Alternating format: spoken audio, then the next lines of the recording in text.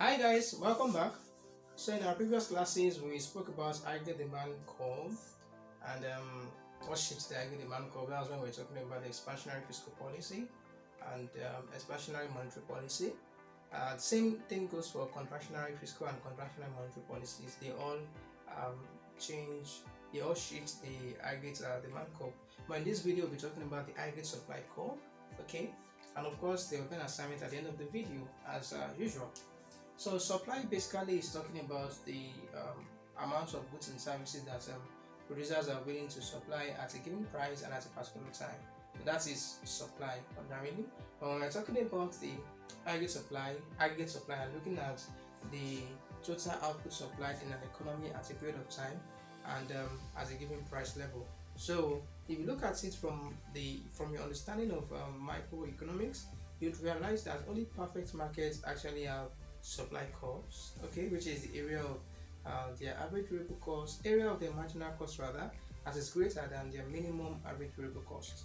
Okay, if you look at, and obviously perfect market doesn't exist anywhere because to a reasonable extent firms set their own prices, okay, to a reasonable extent. Now if you look at imperfect market structures, monopoly, oligopoly, monopolistic competition, which is more common, okay, you realize that firms do not essentially have a supply curve, okay, because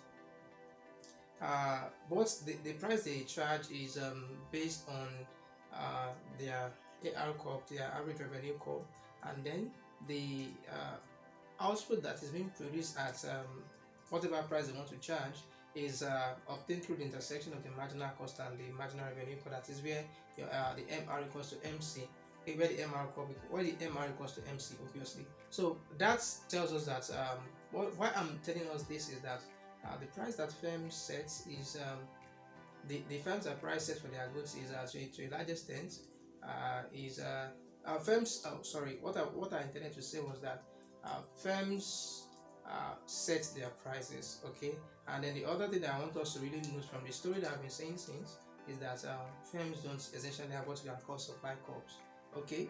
And so except perfect firms in the perfectly competitive market, which obviously don't exist because their assumptions are just crazy, okay. The assumptions of the perfect market are crazy, and that is why I'm telling you that I'm trying to like bring it back to aggregate supply, the aggregate supply, so which is something that you can't really get from adding up the aggregate supply curves of respective firms in a given economy. So that's not how it works. Anyway, what is the aggregate supply curve?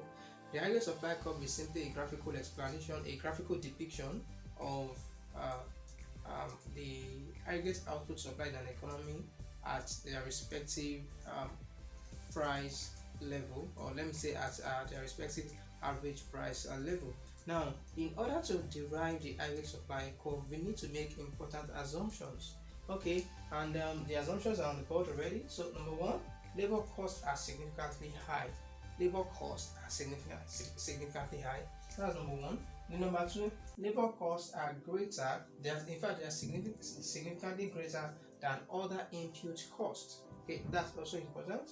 And the third one is that wages are sticky, which is talking about labor cost as well. We are assuming that labor costs are sticky. Now, why do we need to make these assumptions? We want to look at the relationship between price level and aggregate output supply. When there is an increase in price level, what it means, as I explained when we were trying to derive the aggregate demand curve, is that the prices of input and output are rising. That is what it means. So it's not as if it is leaving a good or a service out. Everything is rising. And then if you recall that I was trying to say then that the output of a firm might be an intermediate good in the production process of another firm. Okay, so which means that as output prices are rising, we have input prices rising to some extent. It's not everything that firms produce that are actually final goods and services that the consumers consume straight up. So there are some, or there are a significant, if not a large part of firms' output that happen to be raw materials for other firms. So as output prices are rising, input prices are rising. Now for laborers as well, as output prices and input prices are rising, of course, labor is an input. In fact, a very important factor of production. So that also means that wages are rising.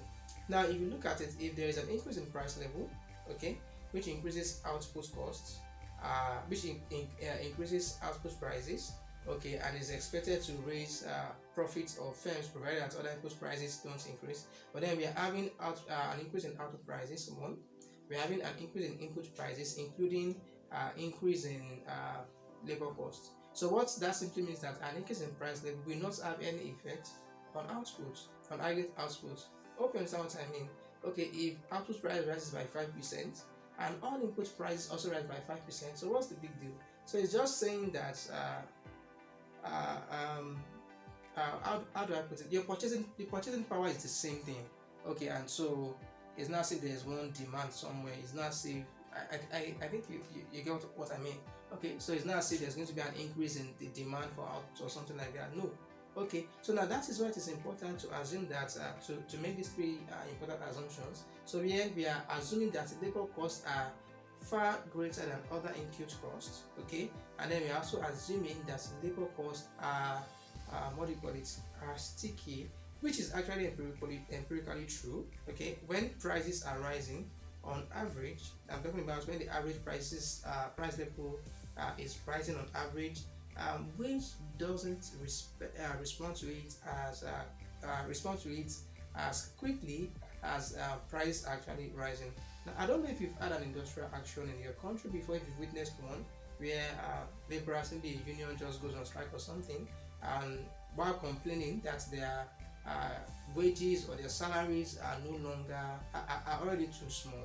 So what they then table in such matters or during such periods is when they are making their negotiation with the government or the employers concerned, they then look at what has been happening in the economy and then table that as an argument that the average price level has been rising over time, okay, and that has lowered their purchasing power.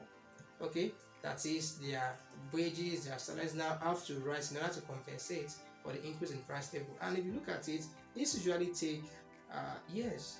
Let's say a year, 2 years, 3 years, 4 years, 5 years.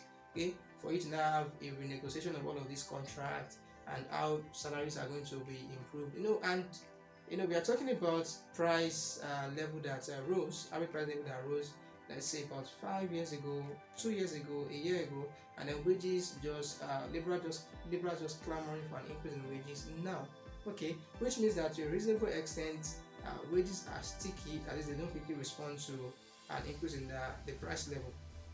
But that doesn't mean they don't respond at all. So now, how important is that in deriving the AS curve? We've also assumed that the aggregates labor costs are higher than input costs. So when there is an increase in the average price level, okay, and output prices increase as well as the price of other inputs.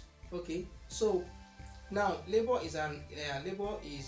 represents the highest input cost, and now we are assuming that it is not rising.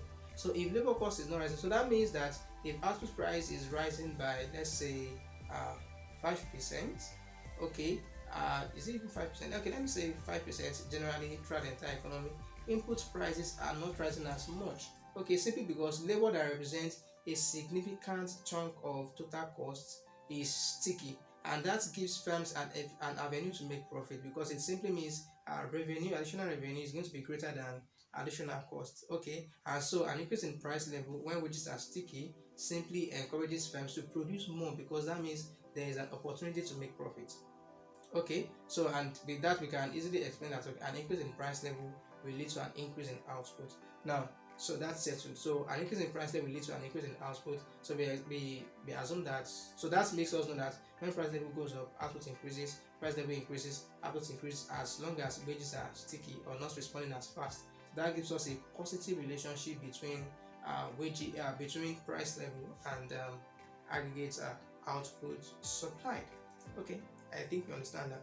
Now, with that, we are able to derive the aggregate supply curve, which is the AS curve.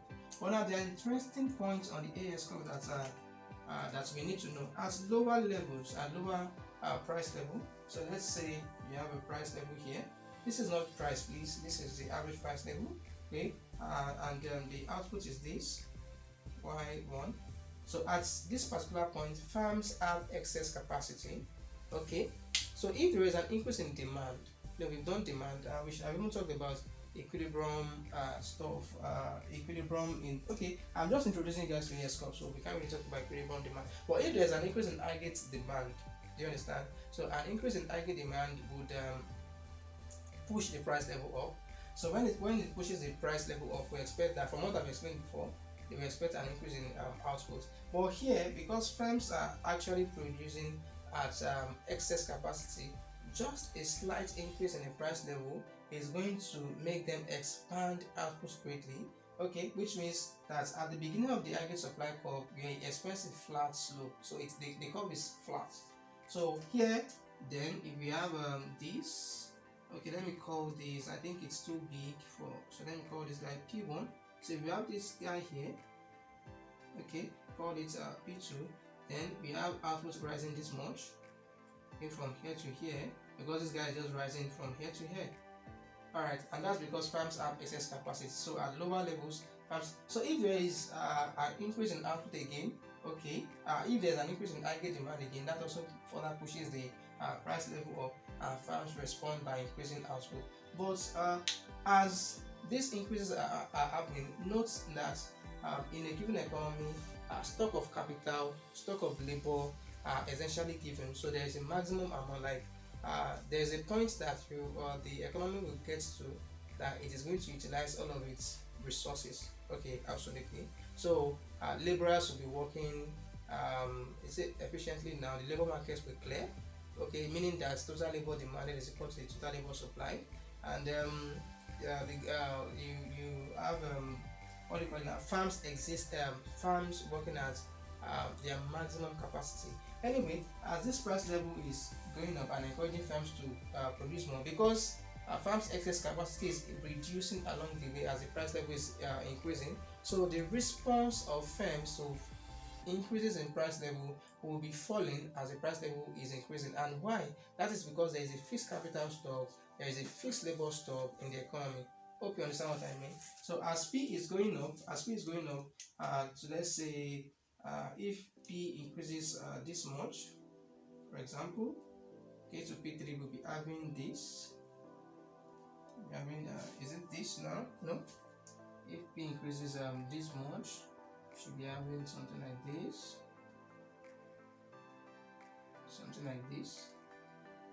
okay. Check the gap. Okay, anyway, let's leave it that way. So we have this. So if you have P increasing this to, if P is increasing to, let's say point C, okay, see how much P is increasing, then look at what is happening here. See how much Y is increasing. Why for? Simply because farms are already making use of their capacity, okay, and what they can produce, even when the price level is going up, is reducing. Now, if the firm increases, if aggregate demand then rises until we have this, until we have something like point D here, aggregate demand rises till we have point D. What then do we have? Output only increases this much. So this could be like this represents like a high change in price level. And look at how output is changing. Kind of really small, right? Really small. So this is Y5. Now, if the price level then happens to increase to point E, if you look at it, point E is not like a vertical line, here. There will be no change at all. Okay, so output is still going to be at Y5. Okay, there will be no change at all in output produced. And that simply means that at point D already, this economy is already at full capacity. It's already making use of all of its factors of production. In fact, you have some workers working overtime already. You have capital.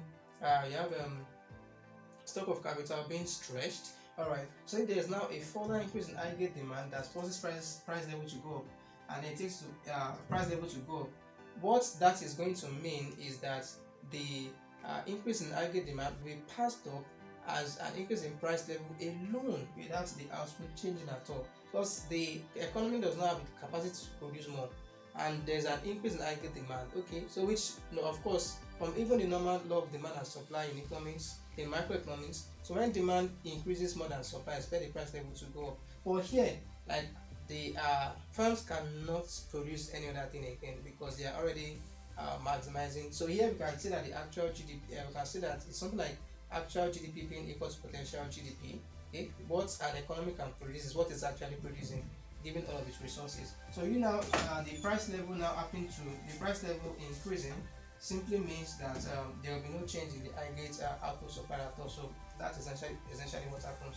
So whenever you are sketching the aggregate supply, but please take note of these three different points, and it is easy to explain while considering these important assumptions. Please, I really want you to do that. Now, the assignment, we are done with this particular video. The assignment that we are going to be having is for you to explain three factors that can shift the aggregate supply curve. So go and figure it out. Explain three factors.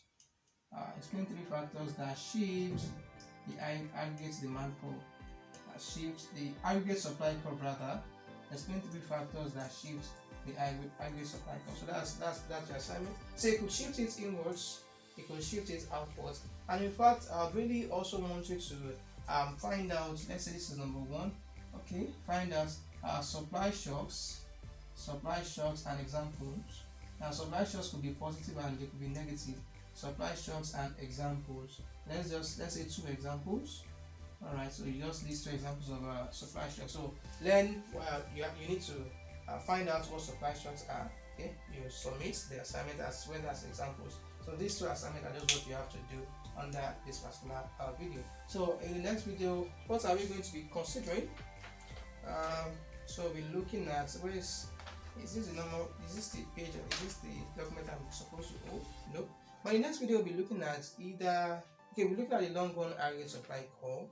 Okay, and something like neutrality of money, kind of just try to like pinpoint those stops and so on and so forth. So see you there. Bye.